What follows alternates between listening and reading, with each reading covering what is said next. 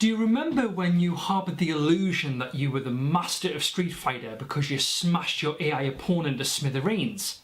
Even your close friends got a taste of your superior beat-em-up abilities, but then the internet happened, didn't it? And then facing off against a world of opponents certainly knocked the shitstorm of reality straight into your body. And then the dream was finally shattered. And it also marked the beginning of the end of the casual gamer. Cue that opening title.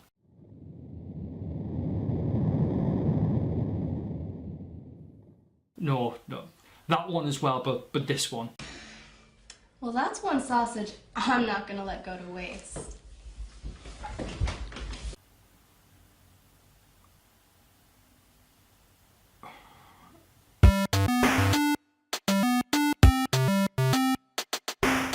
So a new Street Fighter game is finally here, and while the gameplay has been praised, rightly so, from the Capcom titan, it's also been rightly criticised as well for its lack of single player content. While Capcom have explained that more content is on its way soon, we can't help but feel deceived at spending a full retail price on a game essentially still in early access. I was a huge supporter of Street Fighter 4 back in 2008. Because of the Xbox 360 and the PS3 era, we started to see the online community grow and flourish. Even though it was a steep learning curve for Street Fighter 4, it was also a very rewarding one. The problem is, the more I played and the better I got, the less fun the game began to be. Therefore, I walked away from the franchise. But in 2011, an historic competitor rose from the fighting dead, not only giving us a fresh fighting experience, but also bathing everyone in single player content, which treated the gamer with some sort of respect, but also gave the elite gamers something to chew on. That game was called Mortal Kombat. Fast forward to 2015 and Mortal Kombat X entered the world, still giving the casual gamer so many single player modes you never ever had to worry about going online. Ever. As Mortal Kombat began to rise through the beat-em-up rankings and also to be taken seriously in tournaments, any normal Capcom employee would have taken inspiration from this revived franchise and channeled the changes to be implemented into the next Street Fighter installment. What we've had instead is a Street Fighter 5 that's been released early for financial purposes and given the online community the bare bones of their online modes and given barely any single player content to the guys who want to be more casual. This is a very complacent move by Capcom, arrogant enough for them to think that the online gamers, the ones who were going to be able to spend £150 on a fucking joystick, will carry the initial units of its opening stages of sales. The arrogance continues as they continue to rely on the name of Street Fighter to grab those passers-by who want to reminisce about the good old days. But maybe this is not arrogance. What if this is a very smart move? What if Capcom are making a strong prediction on the future of the gaming world? A world where we need to be competitive in games.